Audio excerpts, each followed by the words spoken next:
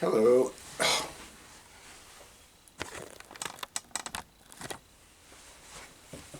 Sorry about that. Hello and welcome to this blind taste challenge between two very expensive and probably, I didn't say necessarily, but probably overpriced products.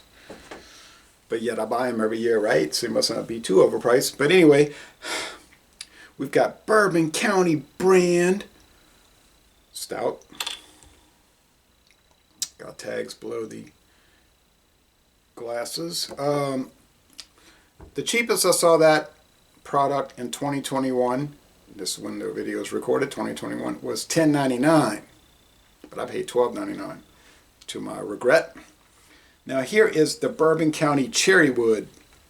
Cheapest price I paid, cheapest price I saw was $16.99 because I only saw it at one store. And I did pay it twice because I deleted the first video accidentally to my great regret. If you ever want to get really aggravated, buy a $16.99 bottle of beer and delete the video on accident and have to repurchase it. What is the... Alright. But anyway, those things happen. That's life. So now we're going to do a blind taste test. You say, well, they're only 14.0 versus 14.2. Right. Well, the reason I'm doing this is because when I did the solos reviews, I was saying I don't really notice any difference between the regular Bourbon County and the Cherrywood. But then when I was tasting them one after the other, I was thinking, I don't know, man. It seems like the Cherrywood did have more tannins and more whiskey barrel, bourbon barrel flavor, but I mean, it was marginal. It wasn't like a great difference, but there was a difference. So, yeah, we got about the same amount. So, they're very dark black, dark brown, I should say, dark brown, almost black. Got to give me some leeway. I did do this. I did review the Cherrywood, then I reviewed that. Now, so, there is a little bit of chemical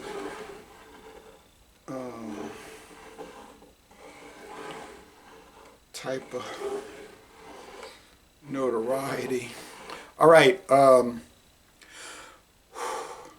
away we go. Both from Chicago, Illinois, from the Goose Island Brewing Company, a subsidiary of Anheuser-Busch InBev.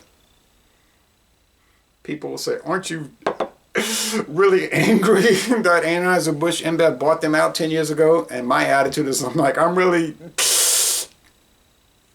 profoundly indifferent to that. I don't care who buys out shoe companies. I do not care who buys out book bag companies, knapsack companies, granola companies, or beer companies. If you want to get techno, I only care about how it tastes.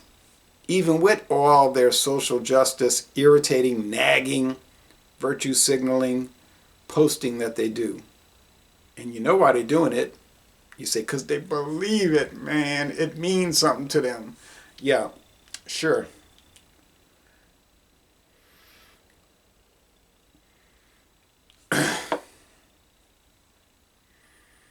But beyond that, we review the products for how they taste, smell, and etc.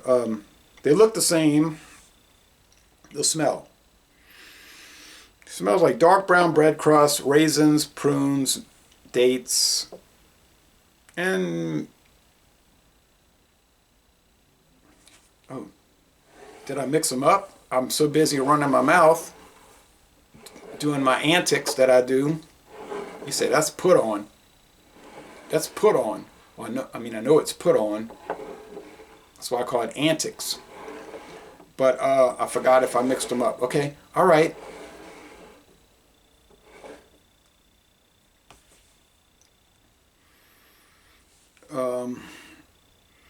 Yeah, what I just said.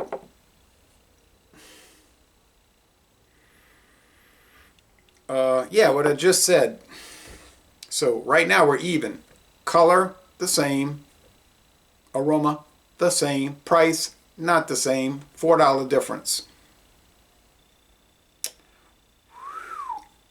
Now it's time to taste the products.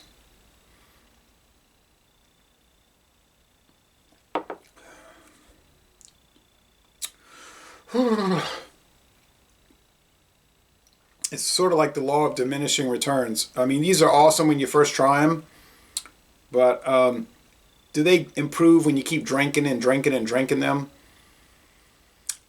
I would say not really. They start to become a little off-putting. You say, in other words, there is truth to the statement, too much of a good thing. I think there is truth to that statement.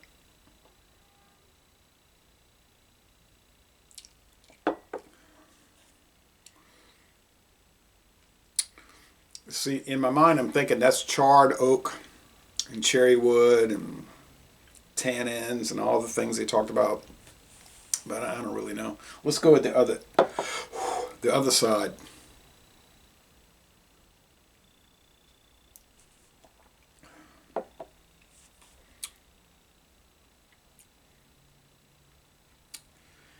It seems to be, you got to do blind taste tests. That's the only way.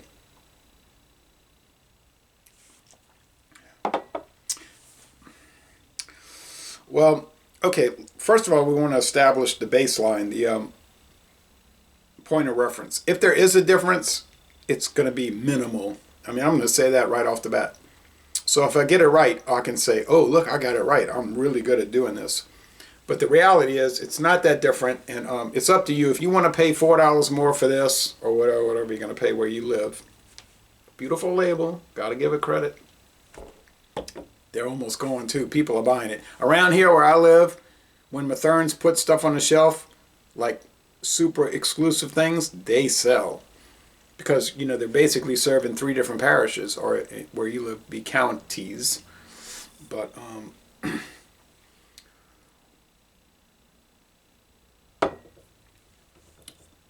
yeah, I mean, I could have been hard about it. I could have been a hard case that I ain't buying that. I do this every year. Enough's enough. I'm not doing it. Fine. Nope. They wouldn't care. Why should they? I mean, really, why should they care? They're going to sell every bottle they've got.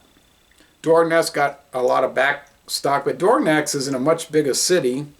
This is really not a city. This is a town. And, yeah, I mean, they're in a well-heeled area of the New Orleans area. I mean, the people that go to Dorgnac's can buy this like they're buying craft Velveeta. I see people buying liquor that's like $300-400. No problem. Just buy that. Yeah. But anyway, I wanted to say coffee, but I think it's more of a raisin note. I'm going to give it one more sip here. I ain't drinking all this stuff. I'm not doing this to myself. I'm not going to go crazy.